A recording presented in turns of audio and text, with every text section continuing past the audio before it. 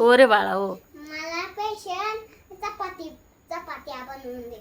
Okay बाळा, तुला एकदम स्पेशल बनवून देते. ओके. ओके.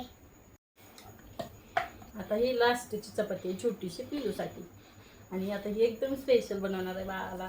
तर कशी बनवते सांगते तुम्हाला. अगोदर छान घडी घालून चपाती बनवून घ्यायची, मऊ एकदम छान घडी घालायची म्हणजे मऊ बनते. इथं पिल्लूची छोटी चपाती भाजली.